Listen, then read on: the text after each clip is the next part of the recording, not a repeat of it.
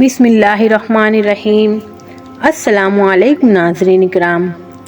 اللہ پاک نے اس سرزمین پر بہت سارے انبیاء علیہ السلام کو بھیجا۔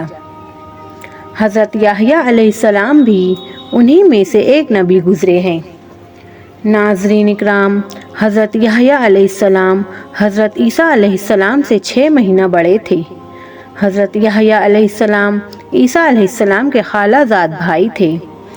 حضرت یحییٰ علیہ السلام 30 سال کی عمر میں نبوت سے سرفراز ہوئے اور انہوں نے تبلیغ کا کام شروع کر دیا۔ ان کی دعوت و تبلیغ کا نتیجہ یہ ہوا کہ بنی اسرائیل کے لوگ حضرت یحییٰ علیہ السلام سے بہت زیادہ متاثر ہوتے گئے اور جہاں بھی ان کا بیان ہوتا ہزاروں انسان پروانہ وار جمع ہو جاتے۔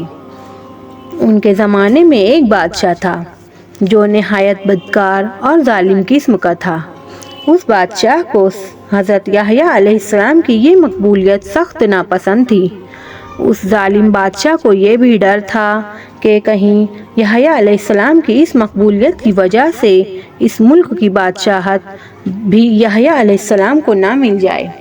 پھر ایسا ہوا کہ اس بادشاہ کے سوتیلے بھائی کا انتقال ہو گیا اور جس کا انتقال ہوا تھا اس کی بیوی بے حد حسین و جمیل اور خوبصورت تھی اور بادشاہ اس پر عاشق ہو گیا اور اس عورت سے بادشاہ نے شادی کر لی اور یہ نکاح بنی اسرائیل کے قانون کے خلاف تھا۔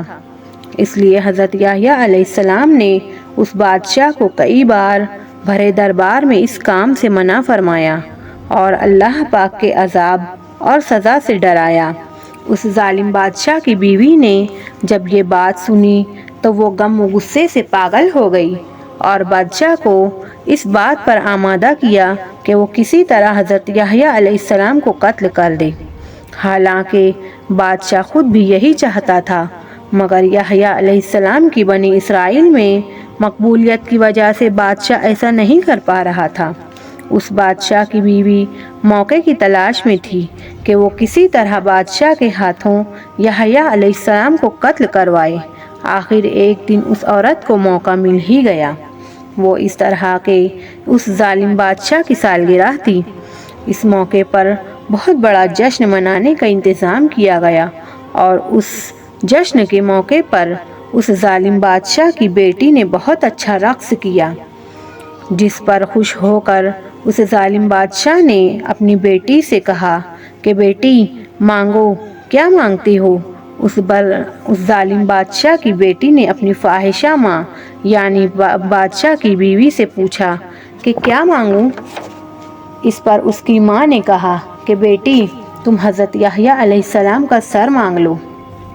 چنانچہ اس نے بادشاہ سے ہاتھ جوڑ کر یہ عرض کیا کہ مجھے یحییٰ علیہ السلام کا سر ایک تھال میں رکھوا کر ابھی دے دیا جائے۔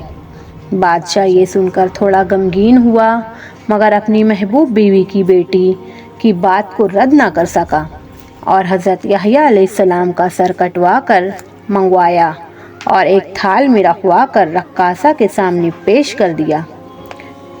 سخت حیرت کا مقام یہ ہے کہ بنی اسرائیل میں کسی کی بھی اتنی جرأت نہ ہوئی کہ اس ظالم بادشاہ کی اس ملعون اور گری ہوئی حرکت کے خلاف آواز بلند کرے۔ سب کے سب خاموش تماشائی بنے تماشا دیکھتے رہے۔ نتیجہ یہ ہوا کہ حضرت یحییٰ علیہ السلام کو اظہار حق کے سلسلے میں شہادت کا مقام حاصل ہوا۔ ایسے ہی معتبر اور مستند واقعات کے لیے ہمارا چینل ایمان افروز واقعات کو سبسکرائب کریں۔ جزاک اللہ۔